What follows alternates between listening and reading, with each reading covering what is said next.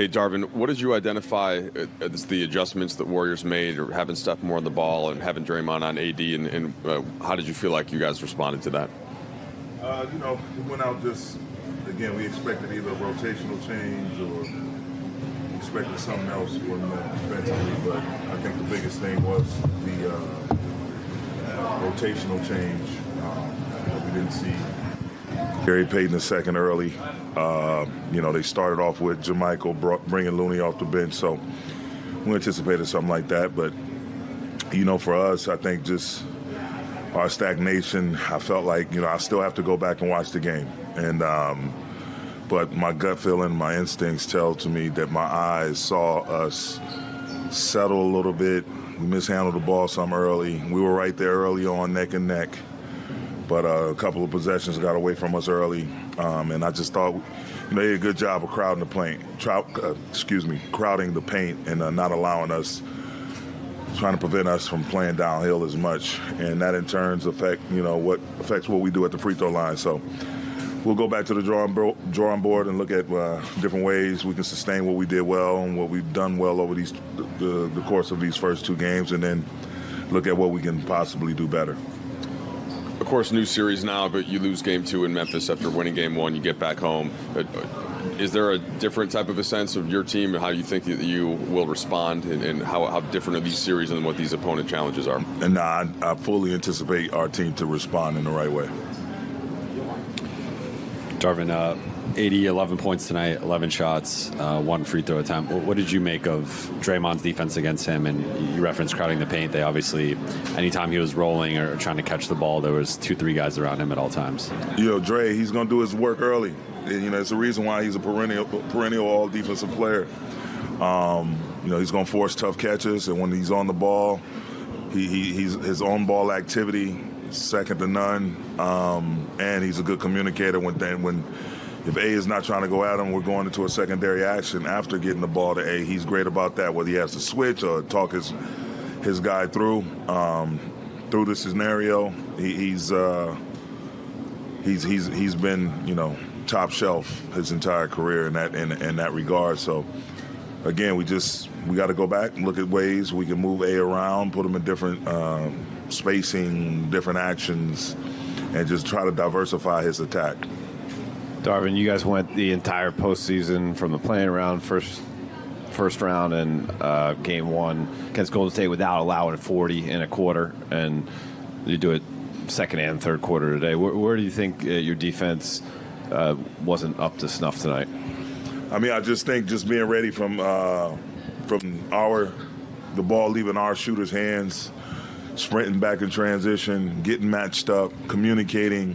You make one slip, you miss one assignment, and they're going to make you pay. And as I mentioned before, they're probably most dangerous once they give the ball up, and that's when that's when the race starts. I mean, those guys' ability to run around on the floor and their bigs and their facilitators, guys, knowing where they can blindly throw a pass, and that pass is going to be connecting to Clay or Steph or Jordan right in their spot.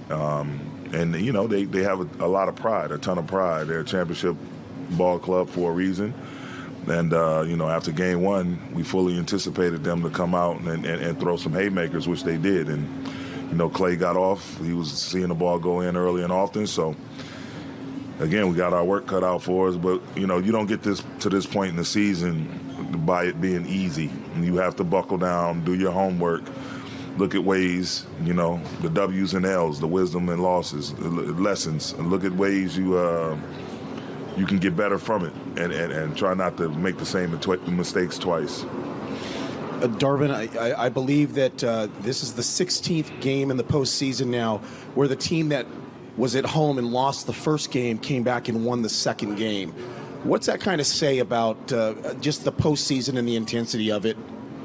I mean, it just you come in, you shift the home court advantage by being the road team, taking game 1. And again, not just, you talk about different teams in this position in the position of being down 0-1 on their home floor, and let alone, the defending champs. They're going to pour everything they in not to go back.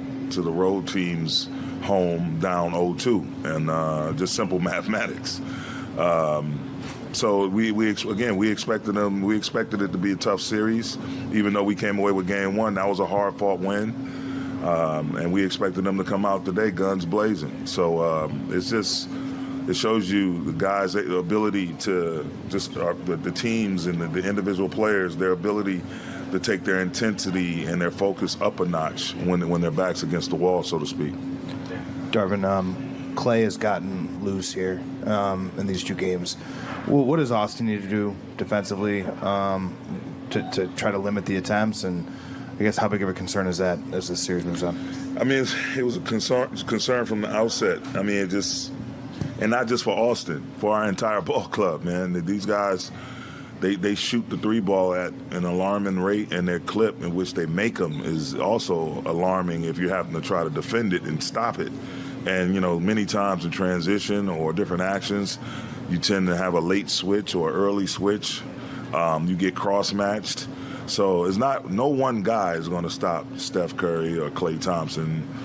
It's going to take an entire defensive unit. And, again, we just have to have a next play mentality, that energy, that effort, that urgency to make multiple efforts. Just defending through the shot clock, making sure we're not leaking out, giving them opportunities off second and third possessions, due to our lack of defensive rebounding and their offensive rebounding. So it's a ton. Again, we'll go back and look at the film and see what we can control and what we can clean up. You mentioned your eyes earlier, telling you that, you thought you guys said a little bit.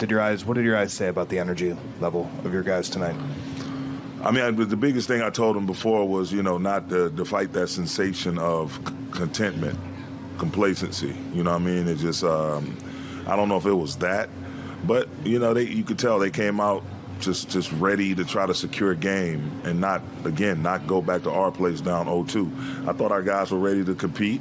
We didn't have enough back-to-back 3 stops in a row, 3 wholesome possessions offensively in a row. We got fragmented a little bit, but best believe we'll go back and do our preparation process, and we'll be ready to go game 3.